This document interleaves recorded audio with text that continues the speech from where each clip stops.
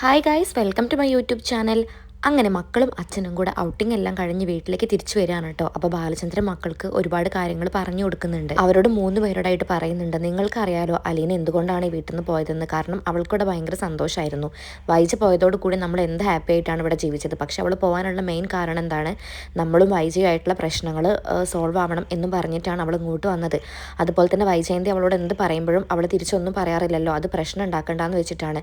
അപ്പോൾ ഞാൻ നിങ്ങളോട് അതുപോലെ തന്നെ പറയാണ്, അലീന കാണിച്ചതുപോലെ ഒന്നും മിണ്ടാതെ മാറി നിൽക്കണം. നിങ്ങളിനി അമ്മയോട് യുദ്ധം ചെയ്യാനോ അമ്മ പറയുന്നത് പോലെ തിരിച്ചു പറയാനോ ഒരിക്കലും നിൽക്കരുത്. അവൾ ഒറ്റയ്ക്ക് യുദ്ധം ചെയ്യട്ടെ, അതിലെന്തായാലും അവൾ തോൽക്കേ ചെയ്യുള്ളൂ, ഒരിക്കലും വിജയിക്കില്ല. ഇനി അവൾ എന്ത് പ്രശ്നം ഉണ്ടാക്കാൻ വന്നാലും ഒഴിഞ്ഞു മാറി നടക്കണം. അതുപോലെ ആയിരുന്നല്ലോ അലീനയും ചെയ്തിട്ടുണ്ടായിരുന്നത്. പിന്നെ ഞാനും അവളുള്ള പ്രശ്നം ഞങ്ങൾ തീർത്തോളാം, നിങ്ങൾ വെറുതെ അതിൽ ഇടപെടാൻ നിൽക്കണ്ട, നിങ്ങൾ നിങ്ങളുടെ സ്വന്തം കാര്യം നോക്കി പോയാൽ മതി. അത് കേട്ടപ്പോൾ രോഹിത് ഓക്കെ അച്ഛൻ, ഞങ്ങളിനി അങ്ങനെ ചെയ്തോളാം എന്ന് പറയുമ്പോൾ ബാലചന്ദ്രൻ പറയുന്നുണ്ട്, പിന്നെ അവൾ എന്തെങ്കിലും പറയാൻ വന്നാൽ തിരിച്ചൊന്നും പറയുകയും ചെയ്യരുത്, അങ്ങോട്ടൊന്നും പറഞ്ഞ് പ്രശ്നം ഉണ്ടാക്കരുത്. അത് കേട്ടപ്പോൾ ബബിത പറയുന്നുണ്ട്, അല്ലെങ്കിൽ അച്ഛൻ ഞങ്ങൾ അങ്ങോട്ട് പോകാറില്ലല്ലോ, അമ്മയല്ലേ ഇങ്ങോട്ട് വന്ന് വെറുതെ പ്രശ്നം ഉണ്ടാക്കുന്നത്, അത് കേൾക്കുമ്പോഴാണ് ഞങ്ങൾ തിരിച്ചു പറയുന്നത്. അത് കേട്ടപ്പോൾ ബാലചന്ദ്രൻ പറയുന്നുണ്ട്, എനിക്കറിയാം, എല്ലാം എനിക്കറിയാം, പക്ഷേ നിങ്ങളിനി ഒന്നും തിരിച്ചു പറയാൻ നിൽക്കണ്ട, അവൾ പറഞ്ഞോട്ടെ, അവൾ ഒറ്റയ്ക്ക് എന്താണെന്ന് വെച്ച് ചെയ്യട്ടെ എന്ന് പറയാണ് കേട്ടോ. അപ്പോൾ മക്കൾ 3 പേരും തലയാട്ടുന്നുണ്ട്, ഇനി ഒരിക്കലും ഞങ്ങളൊന്നും പറയില്ല അച്ഛാ എന്നും പറഞ്ഞിട്ട് ബാലചന്ദ്രൻ പറഞ്ഞ കാര്യങ്ങൾ 3 പേരും അനുസരിക്കുകയാണ് കേട്ടോ. അങ്ങനെ മക്കളെ 3 പേരും കാര്യങ്ങളൊക്കെ പറഞ്ഞ് മനസ്സിലാക്കിയിട്ട് അവർ കാറിന്ന് വീട്ടിലേക്ക് ഇറങ്ങുകയാണ് കേട്ടോ. അങ്ങനെ വീട്ടിലെത്തുന്ന സമയത്ത് വൈജയന്തി ഭയങ്കര ദേഷ്യത്തിൽ അവരെ വെയിറ്റ് ചെയ്ത് നിൽക്കുകയാണ്. കാരണം അത്രയും ദേഷ്യമുണ്ട്. ബാലചന്ദ്രൻ തന്നെ തോൽപ്പിക്കാൻ വേണ്ടിയിട്ടാണ് മക്കളെയും കൂട്ടി ഈ ഒരു നാടകം കളിക്കുന്നതെന്നും എന്നൊക്കെ പറഞ്ഞിട്ടാണ് അവൾ ഈ ദേഷ്യപ്പെട്ട് നിൽക്കുന്നത്. വന്ന് കയറിയപ്പോൾ തന്നെ വൈജയന്തി പറയുന്നുണ്ട്, ഓ നിങ്ങൾ പുറത്തുനിന്ന് ഭക്ഷണമൊക്കെ കഴിച്ച് തിരിച്ചാടിപ്പാടി വന്നല്ലേ, എന്നെ തോൽപ്പിക്കാനാണല്ലോ നിങ്ങൾ ഇങ്ങനെയൊക്കെ ചെയ്യുന്നത്, അതുകൊണ്ട് നിങ്ങൾ തന്നെയാണ് സ്വയം തോൽക്കുന്നത്, ഞാനല്ല. എൻ്റെ മക്കൾ എന്തെങ്കിലും ഞാൻ പറഞ്ഞത് മനസ്സിലാക്കും എന്നൊക്കെ ഇങ്ങനെ നല്ല ദേഷ്യത്തോടു കൂടെ ബാലചന്ദ്രനോട് പറയാണ്. ഇത് കേട്ടപ്പോൾ ദേഷ്യം വന്നിട്ട് കൃഷ്ണ പറയുന്നുണ്ട്, അമ്മ എന്തിനാ എപ്പോഴും വഴക്കിടാൻ നിൽക്കുന്നത്, ഞങ്ങൾ അമ്മയോടൊന്നും പറയാനായിട്ട് വന്നില്ലല്ലോ. അത് കേട്ടപ്പോൾ വൈജയന്തി പറയുന്നുണ്ട്, നീ നിന്റെ കാര്യം പോയി നോക്കിടി എന്ന് പറഞ്ഞ് ദേഷ്യപ്പെടുമ്പോൾ അവൾ അവിടെ നിന്ന് പോവാണ്. കൃഷ്ണേൻ്റെ ആ ഒരു പ്രവൃത്തി കണ്ടപ്പോൾ വൈജയന്തിക്ക് ദേഷ്യം പിടിച്ചു നിർത്താനായില്ല കേട്ടോ. അതും ബാലചന്ദ്രൻ്റെ മേലാണ് തീർക്കുന്നത്. എന്നിട്ട് പറയുന്നുണ്ട്, ബാലചന്ദ്രനാണോ മക്കളോട് എന്നെ അനുസരിക്കേണ്ടെന്ന് പറഞ്ഞത്, അതുകൊണ്ടാണോ അവളുമാർ എന്നോട് തർക്കത്തിനെ പറഞ്ഞുകൊണ്ടിരിക്കുന്നത്. അത് കേട്ടപ്പോൾ ബാലചന്ദ്രൻ പറയുന്നുണ്ട്, നീ എന്തിനാ എന്നോട് വെറുതെ ചൂടാവാൻ നിൽക്കുന്നത്, നിനക്ക് നിൻ്റെ ഒരു സ്ഥാനമുണ്ട്, നീ അത് നഷ്ടപ്പെടുത്തി, അതുകൊണ്ടാണ് മക്കളും അങ്ങനെ ബിഹേവ് ചെയ്യുന്നത് എന്ന് പറയാൻ കേട്ടോ. അപ്പോൾ അവൾക്ക് കുറച്ച് സങ്കടം വരുന്നുണ്ട്. അപ്പോൾ വൈജ ചോദിക്കുന്നുണ്ട്, അപ്പോൾ ഞാൻ ഇവിടുത്തെ ആരുമല്ലേ, എൻ്റെ മക്കളെല്ലാവരും, ഞാൻ ബാലൻ്റെ ഭാര്യയല്ലേ എന്ന് പറയുമ്പോൾ ബാലചന്ദ്രൻ പുച്ഛിക്കുകയാണ്. എന്നിട്ട് പറയുന്നുണ്ട്, ആര് പറഞ്ഞു നീ എൻ്റെ ഭാര്യയാണെന്ന്. അത് കേട്ടപ്പോൾ വൈജ ഒന്ന് നെട്ടുന്നുണ്ട്. അങ്ങനെ അവൾ സങ്കടത്തോടെ ചോദിക്കുന്നുണ്ട്, അപ്പം ഞാൻ ആരാ ഈ വീട്ടിലെ, എനിക്ക് വീട്ടിലൊരു സ്ഥാനമില്ലേ, നിങ്ങളുടെ മനസ്സിലും എനിക്കൊരു സ്ഥാനമില്ലേ, അപ്പോൾ ഞാൻ ആരാ, നിങ്ങൾ പറ ഞാൻ ആരാന്ന് അവൾ ചോദിക്കുമ്പോൾ ബാലചന്ദ്രൻ കൂടുതൽ പുച്ഛത്തോടെ കൂടെ പറയുന്നുണ്ട്, നീ ആരാണെന്ന് എനിക്കറിയില്ല, പിന്നെ ഞാനിവിടെ ഇല്ലാത്ത സമയത്ത് എവിടേക്കോ അലഞ്ഞു തിരിഞ്ഞ് നടന്നൊരു പ്രേതം, എന്നിട്ട് ഇങ്ങോട്ട് വന്നു, അതാണ് നീ. ഇത് കേട്ടപ്പോൾ വൈജയ്ക്ക് ഭയങ്കര സങ്കടം കിട്ടും. അങ്ങനെ വൈജ പിന്നെയും ചോദിക്കുന്നുണ്ട്, അപ്പോൾ ഞാൻ ആരാ, ഞാൻ ബാലചന്ദ്രൻ്റെ മനസ്സിൽ എനിക്കൊരു സ്ഥാനമില്ലേ. അത് കേൾക്കുമ്പോൾ ബാലചന്ദ്രൻ പറയുന്നുണ്ട്, നീ എൻ്റെ മനസ്സിൽ നിന്ന് എന്നോ പടി ഇറങ്ങിപ്പോയി, നീ അന്ന് എന്നെ പുച്ഛിച്ച് ഇവിടുന്ന് പോയില്ല, അന്ന് ഞാൻ നിന്നെ എൻ്റെ മനസ്സിൽ നിന്ന് ഇറക്കി വിട്ടതാ, ഇനി നീ കയറില്ല എന്ന് വാശിയോടും ദേഷ്യത്തോടും കൂടെ പറയുമ്പോൾ വൈജയന്തി തീരെ പ്രതീക്ഷിക്കുന്നില്ല കേട്ടോ ഈ ഒരു മറുപടി. അപ്പം ഭയങ്കര സങ്കടമാവുന്നുണ്ട് വൈജയന്തിക്ക്. വൈജയന്തിയുടെ മനസ്സിൽ വൈജയന്തി ഇപ്പോഴും തെറ്റൊന്നും ചെയ്യാത്ത നല്ലൊരു സ്ത്രീയാണല്ലോ. കാരണം അലീനയാണല്ലോ എല്ലാ പ്രശ്നവും ഉണ്ടാക്കിയതും എല്ലാം. ആ ഒരു ചിന്താഗതിയിൽ നിൽക്കുന്നതുകൊണ്ട് എല്ലാം ഒരു എന്താ പറയുക, ഒരു പ്രശ്നമായിട്ട് തന്നെയാണ് വൈജയന്തിക്ക് തോന്നുന്നത്. ഇപ്പോഴും ബാലചന്ദ്രൻ്റെ മനസ്സൊന്നും കാണാൻ വൈജയന്തി ശ്രമിക്കുന്നില്ല. നേരെ മറിച്ച് തൻ്റെ ഭാഗങ്ങൾ ക്ലിയർ ചെയ്യാനും ന്യായീകരിക്കാനും മാത്രമാണ് ഇപ്പോഴും ശ്രമിച്ചുകൊണ്ടിരിക്കുന്നത് കേട്ടോ. അതുകൊണ്ട് തന്നെയാണ് ബാലചന്ദ്രൻ ഇത്രത്തോളം വൈജയെ വെറുത്തത്. കാരണം അത്രയും സമാധാനത്തോടുള്ള ഒരു ജീവിതം നഷ്ടപ്പെടുത്തിയതൊക്കെ വൈജയന്തിയുടെ വാശി കാരണമാണല്ലോ. അതുകൊണ്ട് ബാലചന്ദ്രൻ അവളോടൊരു സ്നേഹമില്ല. വൈജയോട് ഇത്രയൊക്കെ പറഞ്ഞിട്ട് ബാലചന്ദ്രൻ സ്റ്റെപ്പ് കയറി പോവാണ് കേട്ടോ. അങ്ങനെ വൈജയന്തി ഭയങ്കര വിഷമത്തിൽ സങ്കടത്തോടെ ഇങ്ങനെ നിൽക്കുകയാണ് എവിടേക്കോ നോക്കിയിട്ട്. ഇത് കണ്ട് രോഹിത്തും അകത്തേക്ക് കയറി പോകുന്നുണ്ട്. ബബിതയാണെങ്കിൽ എല്ലാം കേട്ട് സങ്കടത്തോടെ സ്റ്റെക്കായി നിൽക്കുന്നുണ്ട്. എന്തൊക്കെ പറഞ്ഞാലും സ്വന്തം അമ്മയല്ലേ, അമ്മ വിഷമിക്കുന്ന കാണുമ്പോൾ ഒരു മകൾക്ക് കുഞ്ഞു സങ്കടം ഉള്ളിൽ ഉണ്ടാവുമല്ലോ, അമ്മ എത്ര ദുഷ്ടത്തിയാണെങ്കിലും. അങ്ങനെ അവളിങ്ങനെ തരിച്ച് നിൽക്കുന്നുണ്ട്, പക്ഷെ ഒന്നും മിണ്ടുന്നില്ല കേട്ടോ. അങ്ങനെ പിന്നെ അവളും കയറി പോവാണ്. പിന്നീട് കാണിക്കുന്ന കുളത്തുപുഴയാണ് കേട്ടോ. കുളത്തുപുഴയിൽ സ്റ്റാൻലിയും അവതക്കുട്ടിയും കൂടെ ഭയങ്കര മദ്യപാനത്തിലാണ് കേട്ടോ. നല്ല ആഡംബരത്തിൽ നല്ല ഫുഡൊക്കെ ഉണ്ടാക്കി അങ്ങനെയാണ് കേട്ടോ അവർ മദ്യപിക്കുന്നത്. ഭയങ്കര ആർഭാടത്തിൽ ഒരുപാട് ഫുഡൊക്കെ നിരത്തി വെച്ചിട്ടാണ് ഈ കഴിക്കുന്നത്. സ്റ്റാൻലി ആണെങ്കിൽ ഒരുപാട് കുടിച്ച് കിക്കായിട്ടുണ്ട്. അതുകൊണ്ട് ഉള്ളിലുള്ള വിഷമമൊക്കെ പുറത്തേക്ക് വരുന്നുണ്ട്, കരയുന്നുണ്ട്. എന്നിട്ടിങ്ങനെ അവതക്കുട്ടിയോട് പറയുകയാണ് ഓരോ കാര്യങ്ങൾ, അവൻ്റെ മനസ്സിലുള്ള വിഷമങ്ങളെല്ലാം തുറന്ന് പറയാണ്. ഇത്രയും നാൾ മനസ്സിൽ പിടിച്ചു വെച്ച എല്ലാ സങ്കടങ്ങളും വിളിച്ച് പറയാൻ കേട്ടോ. ഇത്ര നാളും നമ്മൾ കണ്ട ആ ഒരു സ്ട്രിക്റ്റ് ആയിട്ടുള്ളൊരു കേണലല്ല നമുക്കവിടെ കാണാൻ പറ്റുന്നത്. അത്രയും പച്ചയായ ഒരു മനുഷ്യനെയാണ് കാണാൻ പറ്റുന്നത്. ഒരുപാട് വിഷമങ്ങൾ ഉള്ളിൽ വെച്ചിട്ട് അതിപ്പോൾ തുറന്ന് പറയുന്ന ഒരു മനുഷ്യനാണ് കാണാൻ പറ്റുന്നത്. അപ്പോൾ അവതക്കുട്ടിക്ക് മനസ്സിലായിട്ടുണ്ട് അവൻ ഒരുപാട് മദ്യപിച്ചിട്ടുണ്ടെന്ന്. അങ്ങനെ അവനോട് പറയുന്നുണ്ട്, മോനെ നീ പോയി കിടക്കടാ, നീ ഒരുപാട് മദ്യപിച്ച് ഓവറായിട്ടുണ്ട് എന്ന് പറയുമ്പോൾ സ്റ്റാൻലി പറയുന്നുണ്ട്, ഇല്ല പക്ഷേ എനിക്ക് കുറേ കാര്യങ്ങൾ പറയണം വേണം. എന്നിട്ട് സ്റ്റാൻലി അപ്പച്ചനോട് ചോദിക്കുന്നുണ്ട്, അപ്പച്ച ഞാനൊരു കാര്യം ചോദിക്കട്ടെ, എൻ്റെ മോള് മിടിക്കുകയല്ലേ അപ്പച്ച, എൻ്റെ മോള്.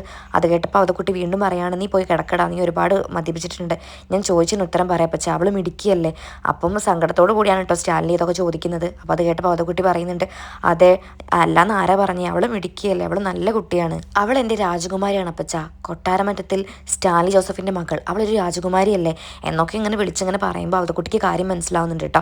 അവൻ ഇത്രയും മദ്യപിച്ചിട്ടുള്ളിലുള്ള വിഷമങ്ങളൊക്കെ പുറത്ത് വരികയാണ്.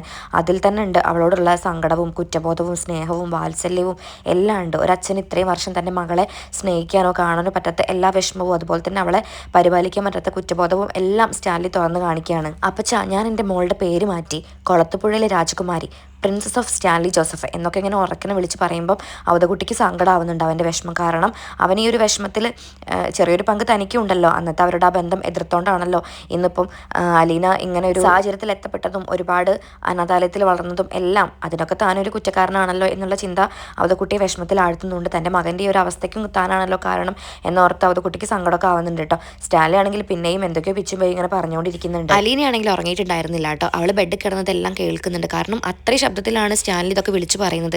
അപ്പോൾ അവൾക്ക് നല്ല വിഷമമാവുന്നുണ്ട്, കൂടെ ഒരു കുഞ്ഞു സന്തോഷമൊക്കെ വരുന്നുണ്ട്. പിന്നെ എന്തൊക്കെയോ ഒരു ഫീലിങ്സ് അവളുടെ ഉള്ളിലൂടെ കടന്നു പോകുന്നുണ്ട്. അവളെല്ലാം കാതോർത്ത് കേട്ട് കിടക്കുകയാണ്. സ്റ്റാൻലി ആണെങ്കിൽ തൻ്റെ വിഷമം വീണ്ടും ഇങ്ങനെ വിളിച്ച് പറയാൻ കേട്ടോ, അപ്പച്ച ഞാൻ എൻ്റെ മോളെയും കൊണ്ട് ലോകം മൊത്തം ചുറ്റും, അവൾക്ക് ഞാൻ എല്ലാം കാണിച്ചു കൊടുക്കും, എന്നിട്ട് ഒടുവിൽ ഞാൻ അവളെ നല്ലൊരു രാജകുമാരനെ കൊണ്ട് കല്യാണം കഴിപ്പിക്കും, എൻ്റെ രാജകുമാരി എന്നൊക്കെ ഇങ്ങനെ വിളിച്ച് പറയുകയാണേ. എന്നിട്ട് പറയുന്നുണ്ട്, എൻ്റെ മോള് 23 വർഷം ആരുമില്ലാതെ അനാഥാലയത്തിൽ, എനിക്ക് സങ്കടമുണ്ട് അപ്പച്ച, എനിക്കൊന്നും സഹിക്കാൻ പറ്റുന്നില്ല അപ്പച്ച, എൻ്റെ മോള്, ഞാൻ ഈ പപ്പ ഉണ്ടായിട്ട് പോലും അവളൊറ്റയ്ക്ക് വളരേണ്ടി വന്നില്ലേ, എനിക്ക് സങ്കടമുണ്ട് അപ്പച്ച, എനിക്കിതൊന്നും സഹിക്കാൻ പറ്റുന്നില്ല എന്നും പറഞ്ഞ് പൊട്ടി കരയാണ് കേട്ടോ. അങ്ങനെ അവതക്കുട്ടി പറയുന്നുണ്ട്, എടാ ലാലിച്ച നീ ഒരുപാട് ഓവറായിട്ടുണ്ട്, ഇനി മതി നിർത്തിക്കെ, എനിക്ക് പറയണം അപ്പച്ച, എൻ്റെ മോള്, എനിക്ക് ഒരുപാട് വിഷമമുണ്ട്, അതെനിക്ക് അപ്പച്ചനോട് ഈ രാത്രി തന്നെ പറഞ്ഞു തീർക്കണം, അല്ലെങ്കിൽ എൻ്റെ മനസ്സ് പൊട്ടിപ്പോവും എന്നൊക്കെ ഇങ്ങനെ വിളിച്ച് പറയാൻ കേട്ടോ. എന്നിട്ട് പറയുന്നുണ്ട്, എൻ്റെ മോള് പാവാണ്, അവളെ ഞാൻ നല്ലൊരു രാജകുമാരനെ കൊണ്ട് കല്യാണം കഴിപ്പിക്കും, എന്നിട്ട് അവളുടെ ജീവിത രാജകുമാരിയെ പോലെ ആവും, മതി ലാലിച്ച നീ പോയി കിടക്കാൻ നോക്കിക്കേ, ഒരുപാട് ഓവറായിട്ടുണ്ട് എന്നും പറഞ്ഞ് അവനൊന്നി തള്ളി അവതക്കുട്ടി റൂമിലേക്ക് കയറ്റുന്നുണ്ട് കേട്ടോ. ആ സമയത്ത് തന്നെ സ്റ്റാലിന് പിന്നെയും വിളിച്ച് പറയുന്നത് തന്നെയാണ്, എൻ്റെ മകൾ പാവാണ്, അവളെ ഞാൻ നല്ല രാജകുമാരനെ കൊണ്ട് കല്യാണം കഴിപ്പിക്കും, എൻ്റെ മോൾ 23 വർഷം ഒറ്റയ്ക്കാണ് കഴിഞ്ഞത് എന്നൊക്കെ ഇങ്ങനെ സങ്കടത്തോടെ കരഞ്ഞുകൊണ്ട് വിളിച്ചിങ്ങനെ പറയാണ്. അലീനയാണെങ്കിൽ റൂമിൽ നിന്നെല്ലാം കേൾക്കുന്നുണ്ട് കേട്ടോ. അപ്പോൾ അവൾക്ക് മനസ്സിലായി പപ്പയ്ക്ക് എന്നോട് നല്ല സ്നേഹമുണ്ടെന്ന്. അങ്ങനെ അവൾക്ക് വിഷമമാണ്. അവളും പഴയ കാലത്തിലേക്ക് ചിന്ത പോയിക്കൊണ്ടിരിക്കുകയാണ് കേട്ടോ അവളുടെ. അങ്ങനെ അവൾ അതൊക്കെ ഓർത്ത് സങ്കടപ്പെട്ട് കണ്ണിന്ന് ഇങ്ങനെ കണ്ണീരൊഴുകുന്നുണ്ട്. കൂടെ തന്നെ തൻ്റെ പപ്പ തന്നെ മനസ്സിലാക്കി തന്നെ സ്നേഹിക്കുന്നുണ്ടല്ലോ എന്നുള്ളൊരു സന്തോഷം അവളുടെ ഉള്ളിലുണ്ട്. അങ്ങനെ പിന്നെ രാവിലെ ആയി. അങ്ങനെ അവൾ അവതക്കുട്ടിയെ കാണുന്നുണ്ട്. അങ്ങനെ അവതക്കുട്ടിയോട് ചോദിക്കുന്നുണ്ട്, ഇന്നലെ എന്നതായിരുന്നു വല്യപ്പച്ച, അവിടെ ആകെ ബഹളമൊക്കെ ആയിരുന്നല്ലോ. അത് കേട്ടപ്പോൾ അവതക്കുട്ടി പറയുന്നുണ്ട്, അതേ മോളെ, ലാലിച്ചനാകെ മദ്യപിച്ചിട്ട് ഭയങ്കര ബഹളമായിരുന്നു, അവന് നിന്നെ പറ്റിയാണ് ഓരോന്ന് പറഞ്ഞുകൊണ്ടുണ്ടായിരുന്നത്, അവന് നിന്നോട് വലിയ സ്നേഹം മോളെ, അവൻ പറയുന്നത് ഇത്രയും കാലം എൻ്റെ മകൾ ഒറ്റയ്ക്കായിരുന്നില്ല, അവൾ ഒറ്റയ്ക്കായിരുന്നില്ല അനാഥാലയത്തിൽ, ഞാൻ കാരണം എന്നൊക്കെ പറഞ്ഞ് ഭയങ്കര വിഷമത്തിലായിരുന്നു, അവന് നിന്നോട് വലിയ സ്നേഹം മോളെ, അതെനിക്ക് ഇന്നലെ മനസ്സിലായി, അവന് കുറച്ച് പിടിവാശി ഉണ്ടെന്നേ ഉള്ളൂ, അവൻ്റെ മനസ്സ് പാവാണ്, അവന് ഭയങ്കര കുറ്റബോധമാണ് നീ ഇങ്ങനെയൊക്കെ ജീവിച്ചു വന്നതിൽ, അവന് നിന്നോട് ഒരുപാട് സ്നേഹമുണ്ട്, നിന്നെ ഒരുപാട് നോക്കണം എന്ന് അവൻ്റെ ആഗ്രഹമുണ്ട് എന്നൊക്കെ അങ്ങനെ പറയുമ്പോൾ അലീനയുടെ കണ്ണൊക്കെ നിറയാണ് കേട്ടോ. എന്നിട്ട് പറയുന്നുണ്ട്, അവന് കുറച്ച് പിടിവാശിയും ചിട്ടകളൊക്കെ ഉണ്ടെന്നുള്ള, ആളൊരു പാവാണ് മോളെ, അവനെ മനസ്സിലാക്കി കഴിഞ്ഞാൽ അവൻ അത്രയും നല്ല ആളാണ്, ഇന്നലെ ഒരുപാട് എന്നോട് പറഞ്ഞ് പൊട്ടിക്കരഞ്ഞു, അവന് നിന്നെ ഓർത്ത് ഒരുപാട് വിഷമമുണ്ട്, അവനിനി വിഷമിപ്പിക്കരുത് മോളെ എന്നൊക്കെ ഇങ്ങനെ അവതക്കുട്ടി അവളോട് പറയുമ്പോൾ അവൾക്കും സഹിക്കാൻ പറ്റുന്നില്ല കേട്ടോ. എൻ്റെ മോൻ പാവാ മോളെ, അവന് നിന്നോട് ഒരുപാട് സ്നേഹമുണ്ട്, കഴിഞ്ഞ കാലങ്ങളൊക്കെ കഴിഞ്ഞു, ഇനി നമുക്ക് തിരുത്താൻ പറ്റില്ലല്ലോ, പക്ഷെ അവൻ ഇനി നിന്നെ നല്ല രീതിക്ക് നോക്കാൻ പറ്റും, അവനതാണ് പറയുന്നത്, അവൻ പറയുന്നത് നീ അവൻ്റെ രാജകുമാരിയാണെന്ന്. അത് കേൾക്കുമ്പോൾ അവൾക്ക് ഭയങ്കര സന്തോഷമാവുന്നുണ്ട്, കൂടെ സങ്കടം വരുന്നുണ്ട് കേട്ടോ. അങ്ങനെ ഈ ഒരു എപ്പിസോഡ് ഇവിടെ അവസാനിക്കുന്നുണ്ട്. അപ്പോൾ നമുക്ക് നോക്കാം അലീനയെ രാജകുമാരിയെ പോലെ നമ്മുടെ സ്റ്റാൻലി വളർത്തുവോ ഇല്ലയോ എന്നൊക്കെ എന്നുള്ളത്. അപ്പോൾ മഴതോറും മുൻപേടെ പുതിയ റിവ്യൂസൊക്കെ അറിയാനായിട്ട് എൻ്റെ ചാനൽ ഒന്ന് സബ്സ്ക്രൈബ് ചെയ്യണേ. Okay bye, thank